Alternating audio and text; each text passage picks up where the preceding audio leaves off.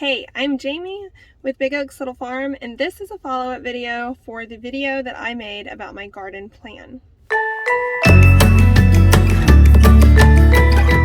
So there is this one section in my garden plan along the back fence that I said I was going to do a separate video on because there's so much to it, and that is what this video is.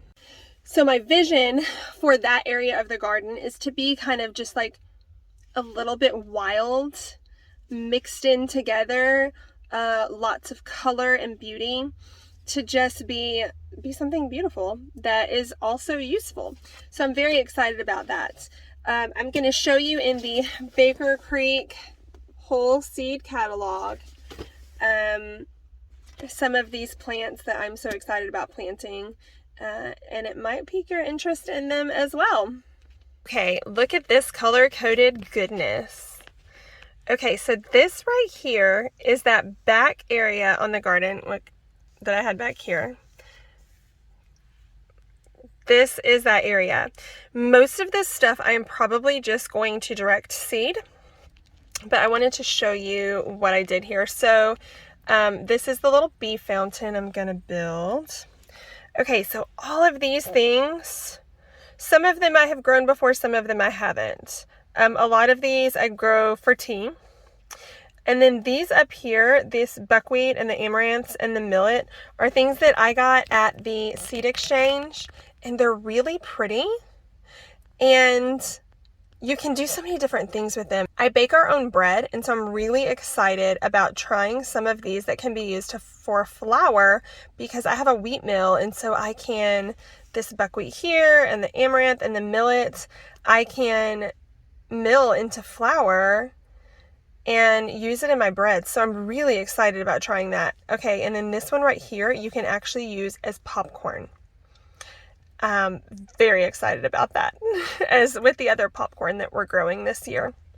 So as you can see, I color-coded. You guys, this is how long I had to be off my feet, is that I had time to sit around and do this. This is not something that I would normally have taken time to do probably, but you know, silver lining of having to be off my feet.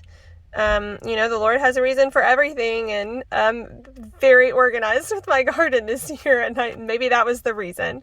So I've color-coded it here, and then over here I wrote how many square feet is going to be dedicated to that plant. And over here I have like how far apart you plant them, so I was able to plan really well how many I'll be able to put in each place. So like this pink here around the bee fountain, what do you think that would be? Bee balm. What perfect thing to go next to the bee fountain. And then I'm going to do some purple basil back here. I love purple basil. It's so pretty. And honestly, I love any kind of basil because it just smells good. You know, you hear stop and smell the roses, but I'm more likely to stop and smell the basil. Same with rosemary. Okay, this green right here, and then again over here, is a plant called Horohound. It's an herb. It looks similar to mint. It might be in the mint family, which I know I just said be careful where you plant that because it's invasive, but here I am going to plant it right here. It is kind of a natural sweetener to tea, according to the Baker Creek catalog. I'm going to show you pictures of these in the catalog here in a minute and tell you what the catalog says about when they do, because I think it's really interesting. So then the blue here is borage, blue borage. We've got the Tangane ruby buckwheat back here, and the Elena's Rojo amaranth. And what is this one? This is the millet.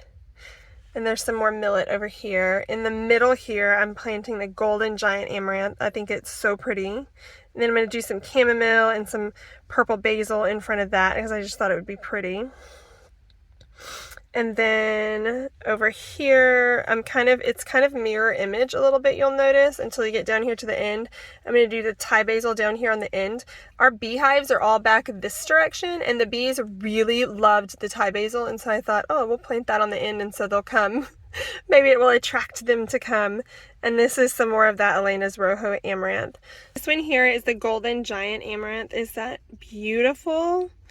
And this one, it says each flowered head produces 1 pound of white seed per plant. So it is a heavy producer, high in protein. It can be popped like popcorn, so I'm super excited about that, as well as used like as porridge. So I'm thinking like kind of like oatmeal. So I'm very excited about that one. Here's the Elena's Rojo. This one has a fun story behind it. This is what I love about Baker Creek, is the stories behind these seeds. And actually this seed, when you buy it, they donate 100% of the proceeds to this Guatemalan seed saving organization, which I think is super cool. This one is a grain type, so I'm going to be using it in breadths. Look how gorgeous this is. This Tan Cane Ruby Buckwheat. I think it is just beautiful. I'm so excited about growing this one. It is one that I will use as a grain as well. A picture of the Horohound herb that I mentioned. And that next to it is a picture of candies that you can make out of this.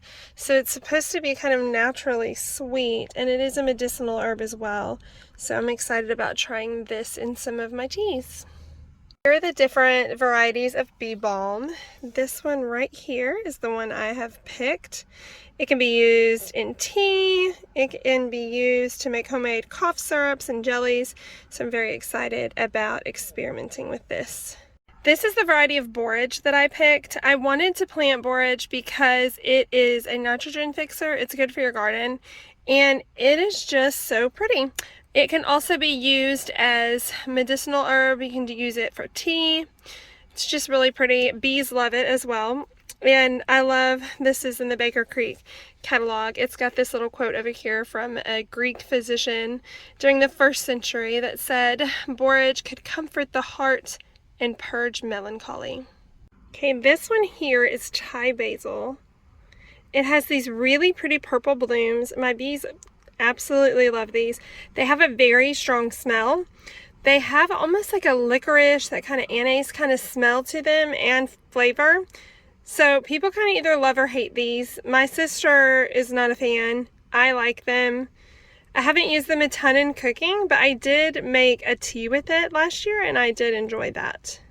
How pretty is this purple basil? Purple basil might be my favorite kind of basil. I say that probably about all of them though. I love lemon basil too because it smells so good. But purple basil has a very similar taste and smell to just your regular generic sweet basil that you use in pestos and things like that. One of my favorite things to do with basil is to make a little chopped salad with some fresh tomatoes from the garden and some cucumbers and throw some basil in there with it. It's really yummy, and this just adds an extra little bit of color to it. I also have used it in pesto before, and really just in like sauces that I make and stuff. It's just a really pretty addition. There are a couple of different spots I'm putting chamomile in the garden, but I do intend on putting some in this little wild belt. Chamomile is probably my favorite herb that I grow for tea. Smells amazing, tastes amazing. It's great in like kind of a sleepy time tea mix that I make. This is a big hit in my house. The kids love it. And sweet little Ava loves help picking the chamomile for tea. I've taught her how to pull the buds off and how to tell if they're ready. And so she comes out with me in the evening time sometimes and pulls the little buds off. So it's one of her favorites to grow as well.